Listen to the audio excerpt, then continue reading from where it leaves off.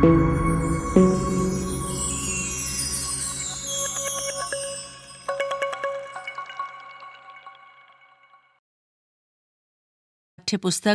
समकालीन भारत भाग 1 अध्याय 1 भारत आकार और स्थिति। पृष्ठ संख्या 1। भारत विश्व की प्राचीनतम संस्कृतियों में से एक है। पिछले 5 दशकों में भारत ने सामाजिक आर्थिक रूप से बहुमुखी उन्नति की है। कृषि, उद्योग, तकनीकी और सर्वांगीण आर्थिक विकास में अद्भुत प्रगति हुई है। भारत का विश्व इतिहास में भी महत्वपूर्ण योगदान रहा है। स्थिति। भारत एक विशाल देश है।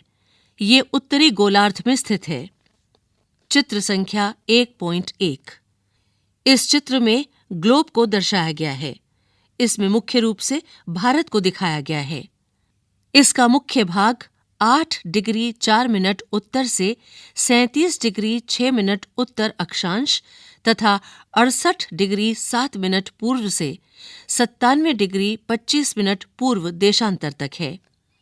कर्क रेखा 23 डिग्री 30 मिनट उत्तर में देश को लगभग 2 बराबर भागों में बांटती है। मुख्य भूभाग के दक्षिण पूर्व में अंडमान और निकोबार द्वीप समूह बंगाल की खाड़ी में तथा दक्षिण पश्चिम में लक्षद्वीप द्वीप समूह अरब सागर में स्थित हैं। अपने एटलस की सहायता से इन द्वीप समूहों का विस्तार ज्ञात करो। क्या आप जानते हैं, भारतीय संघ राज्य का सबसे दक्षिणी बिंदु, जो इंदिरा बिंदु कहा जाता था, सन 2004 में सुनामी लहरों के कारण समुद्र में जलमग्न हो गया। पृष्ठ संख्या 2। आकार। भारत के भूभाग का कुल क्षेत्रफल लगभग 32.8 लाख वर्ग किलोमीटर है। भारत का क्षेत्रफल विश्व के कुल भौगोलिक क्षेत्रफल का 2.4% है। चित्र 1.2 से स्पष्ट है कि भारत विश्व का 7वां बड़ा देश है। इस चित्र में पहले स्थान पर है रूस, दूसरे पर कनाडा, तीसरे पर संयुक्त राज्य अमेरिका, चौथे पर चीन, 5वें पर ब्राजील, 6ठे पर ऑस्ट्रेलिया और 7वें पर भारत है। स्रोत: United Nations demographic yearbook 2009-2010। Bharat की स्थल सीमा रेखा लगभग 15,200 किलोमीटर और समुद्री तट रेखा अंडमान और निकोबार द्वीप समूह तथा लक्षद्वीप समूह के साथ 7,516.6 किलोमीटर है। भारत के उत्तर पश्चिम, उत्तर तथा उत्तर पूर्वी सीमा पर नवीनतम वलित पर्वत है।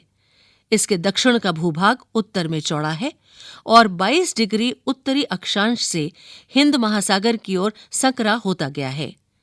इसके पश्चिम में अरब सागर तथा पूर्व में बंगाल की खाड़ी स्थित है। चित्र 1.3 में अक्षांश और देशांतर रेखाओं का विस्तार बताया गया है। इस चित्र में अक्षांश और देशांतर रेखाओं का विस्तार लगभग 30 डिग्री दिखाया गया है, परंतु फिर भी पूर्व पश्चिम का विस्तार उत्तर दक्षिण के विस्तार की अपेक्षा कम प्रतीत होता है। गुजरात से अरुणाचल प्रदेश के स्थानीय समय में 2 घंटे का अंतर है, अतः 82 डिग्री 30 मिनट पूर्व देशांतर रेखा को भारत की मानक याम्योत्तर माना गया है, जो कि उत्तर प्रदेश में मिर्जापुर से गुजरती है। अक्षांश का प्रभाव दक्षिण से उत्तर की ओर दिन और रात की अवधि पर पड़ता है। ज्ञात कीजिए 82 डिग्री 30 मिनट पूर्व देशांतर को भारत की मानक याम्योत्तर क्यों माना गया है? कन्याकुमारी और कश्मीर में दिन रात की अवधि में अंतर क्यों है? भारत तथा विश्व। भारतीय भूखंड एशिया महाद्वीप के पूर्व और पश्चिम के मध्य में स्थित है। भारतीय भूभाग एशिया महाद्वीप का दक्षिणी विस्तार है। हिंद महासागर, जो कि पश्चिम में यूरोपीय देशों और पूर्वी एशियाई देशों को मिलाता है, भारत को केंद्रीय स्थिति प्रदान करता है। दक्षिण का पठार हिंद महासागर में शीर्षवत फैला हुआ है और पश्चिम एशिया, अफ्रीका और यूरोप के देशों के साथ साथ पूर्वी एशिया के देशों से भी पूर्वी तट के माध्यम से निकटतम संबंध बनाए हुए है। हिंद महासागर में किसी भी देश की तटीय सीमा भारत जैसी नहीं है। भारत की इसी महत्वपूर्ण स्थिति के कारण एक महासागर का नाम इसके नाम पर रखा गया है।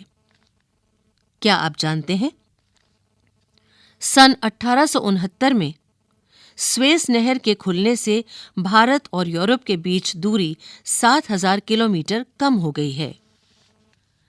पृष्ठ संख्या 3, चित्र 1.3। चित्र 1.3 में भारत का नक्शा दिखाया गया है। इसमें समानांतर रेखा अक्षांश को दिखाती है, जबकि लंब रेखा देशांतर को। पृष्ठ संख्या 4, चित्र 1.4, भारत अंतर्राष्ट्रीय व्यापार मार्ग। इस चित्र में अंतर्राष्ट्रीय व्यापार मार्ग वायु मार्ग और समुद्री मार्ग के माध्यम से दिखाए गए हैं। वायु मार्ग लाइन के द्वारा दिखाए गए हैं और डॉटेड लाइन के द्वारा समुद्री मार्ग दिखाया गया है। भारत का विश्व के देशों के साथ संपर्क युगों पुराना है, पर यह संबंध समुद्री जलमार्गों की अपेक्षा भूभागों से होकर था। उत्तरी पर्वतों के दर्रों से अनेक यात्री प्राचीन काल में भारत आए, जबकि समुद्री मार्ग बहुत समय तक ज्ञात नहीं थे। इन मार्गों से प्राचीन समय से विचारों और वस्तुओं का आदान प्रदान होता रहा है। भारत का पश्चिम, मध्य और पूर्वी एशिया तथा दक्षिणी एशिया के पड़ोसी देशों के साथ एक अद्भुत संपर्क रहा है। इसी प्रकार उपनिषदों के विचार, रामायण तथा पंचतंत्र की कहानियां, भारतीय अंक एवं दशमलव प्रणाली आदि संसार के विभिन्न भागों तक पहुंच सके। मसाले, मलमल आदि कपड़े तथा व्यापार के अन्य सामान भारत से विभिन्न देशों को ले जाए जाते थे।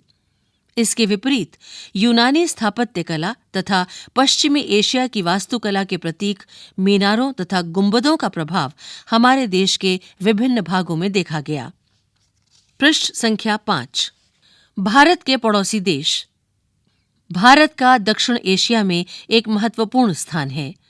भारत में 29 राज्य और 7 केंद्र शासित क्षेत्र हैं। चित्र संख्या 1.5 में भारत और पड़ोसी देशों का नक्शा दिया गया है, जिसमें कुछ अंतर्राष्ट्रीय सीमाएं और भारत की राज्य सीमाएं दिखाई गई हैं। भारत के इस नक्शे में कुछ अंतर्राष्ट्रीय सीमाएं और भारत की राज्य सीमाएं दिखाई गई हैं तथा भारत के पड़ोसी देश दिखाए गए हैं, जैसे अफगानिस्तान, पाकिस्तान, चीन, तिब्बत, नेपाल, भूटान, म्यांमार, बांग्लादेश तथा श्रीलंका। ज्ञात कीजिए, पश्चिमी और पूर्वी तटों पर केंद्र शासित क्षेत्रों की संख्या ज्ञात कीजिए। क्षेत्रफल के आधार पर सबसे बड़ा एवं सबसे छोटा राज्य कौन सा है? कौन से राज्य अंतर्राष्ट्रीय सीमा तथा समुद्र तट को स्पर्श नहीं करते हैं? 1. पाकिस्तान, 2. चीन, 3. म्यांमार और 4. बांग्लादेश की सीमाओं को छूने वाले राज्यों को 4 वर्गों में विभाजित कीजिए। उदाहरणार्थ, उन राज्यों को एक वर्ग में रखिए जिनकी सीमाएं पाकिस्तान से मिलती हैं। इसी तरह अन्य शेष वर्ग बनाइए।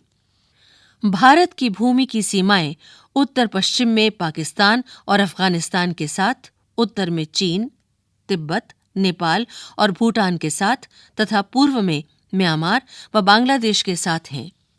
दक्षिण में समुद्र पार हमारे पड़ोसी 2 द्वीप समूह राष्ट्र श्रीलंका और मालदीव हैं। भारत और श्रीलंका के बीच में छोटा समुद्री रास्ता पाक जलसंधि तथा मन्नार की खाड़ी है। मालदीव लक्षद्वीप समूह के दक्षिण में स्थित है। अपने पड़ोसी देशों के साथ भारत के भौगोलिक तथा ऐतिहासिक संबंध बहुत अच्छे रहे हैं। अपनी एटलस में एशिया के मानचित्र को देखो कि भारत कैसे अलग दिखाई देता है। क्या आप जानते हैं, सन 1947 से पूर्व भारत में 2 प्रकार के राज्य थे, प्रांत और रियासत। वायसराय द्वारा नियुक्त अंग्रेज अधिकारी प्रांतों पर शासन करते थे और रियासतों का शासन स्थानीय शासकों द्वारा पैतृकता के आधार पर अंग्रेजी शासकों की प्रभुसत्ता मानकर स्वायत्तता से किया जाता था। पृष्ठ संख्या 6। अभ्यास 1। यहां दिए गए 4 उत्तरों में से उपयुक्त उत्तर चुनिए। 1। कर्क रेखा किस राज्य से नहीं गुजरती है? क राजस्थान, ख उड़ीसा, ग छत्तीसगढ़ तथा घ त्रिपुरा। 2। भारत का सबसे पूर्वी देशांतर कौन सा है? क 97 डिग्री 25 मिनट पूर्व, ख 77 डिग्री 6 मिनट पूर्व, ग 68 डिग्री 7 मिनट पूर्व, घ 82 डिग्री 32 मिनट पूर्व। 3। उत्तराखंड, उत्तर प्रदेश, बिहार, पश्चिम बंगाल और सिक्किम की सीमाएं किस देश को छूती हैं? क चीन, ख भूटान, ग नेपाल, घ म्यांमार। 4। ग्रीष्मावकाश में आप यदि कवरत्ती जाना चाहते हैं तो किस केंद्र शासित क्षेत्र में जाएंगे?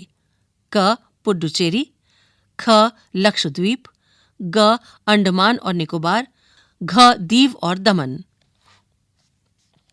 5। मेरे मित्र एक ऐसे देश के निवासी हैं जिस देश की सीमा भारत के साथ नहीं लगती है। आप बताइए वो कौन सा देश है? क भूटान, ख तजाकिस्तान, ग बांग्लादेश, घ नेपाल। 2। यहां दिए गए प्रश्नों के उत्तर संक्षेप में दीजिए। 1। अरब सागर तथा बंगाल की खाड़ी में स्थित द्वीप समूह के नाम बताइए। दक्षिण में कौन कौन से द्वीपीय देश हमारे पड़ोसी हैं? 2। उन देशों के नाम बताइए जो क्षेत्रफल में भारत से बड़े हैं। 3। हमारे उत्तर पश्चिमी, उत्तरी तथा उत्तर पूर्वी पड़ोसी देशों के नाम बताइए। 4। भारत में किन किन राज्यों से कर्क रेखा गुजरती है, उनके नाम बताइए। 3।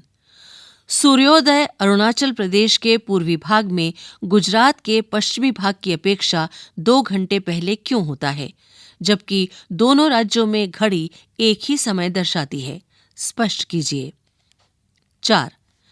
हिंद महासागर में भारत की केंद्रीय स्थिति से इसे किस प्रकार लाभ प्राप्त हुआ है? मानचित्र कौशल। 1। मानचित्र की सहायता से इन्हें पहचानिए। 1। अरब सागर और बंगाल की खाड़ी में स्थित द्वीप समूह। 2। भारतीय उपमहाद्वीप किन देशों से मिलकर बनता है? 3। कर्क रेखा कौन कौन से राज्यों से गुजरती है? 4। भारतीय मुख्य भूभाग का दक्षिणी शीर्ष बिंदु। 5। भारत का सबसे उत्तरी अक्षांश। 6। अंशों में भारत के मुख्य भूभाग का दक्षिणी अक्षांश। 7। भारत का सबसे पूर्वी और पश्चिमी देशांतर। 8। सबसे लंबी तटरेखा वाला राज्य। 9। भारत और श्रीलंका को अलग करने वाली जलसंधि। 10। भारत के केंद्र शासित क्षेत्र। परियोजना कार्य। 1। अपने राज्य का विस्तार अक्षांश और देशांतर में ज्ञात कीजिए। 2।